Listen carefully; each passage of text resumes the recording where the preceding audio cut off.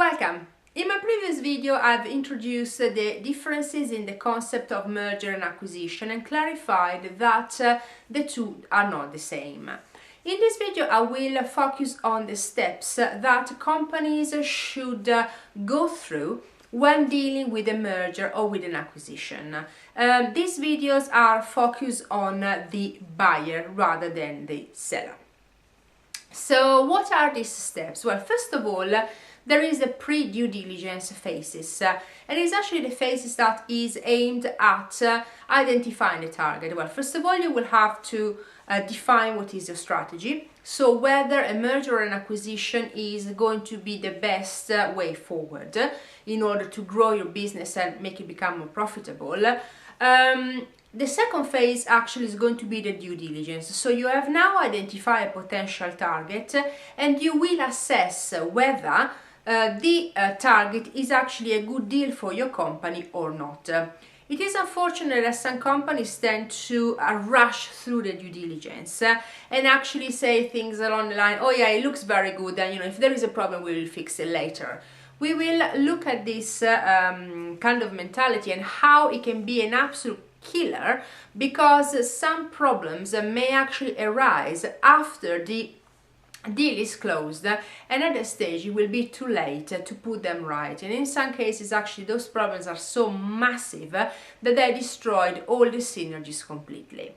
There is then basically the phase of when a contract is signed. So if basically the buyer is satisfied with the snapshot, the picture of the target, of course they will have to basically negotiate an agreement, and basically we will have the deal will be sealed. Of course it can be a merger agreement or an acquisition agreement depending on the situation. There is then going to be the integration, and it is unfortunate that most of the deals actually fail at the integration stage.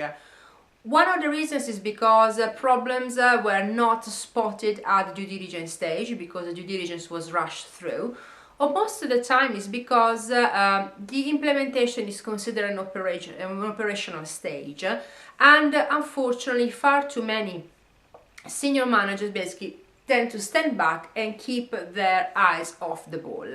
This is genuinely another recipe for disaster, and we will go through the reason why the senior management and leaders do have to keep involved all the way through.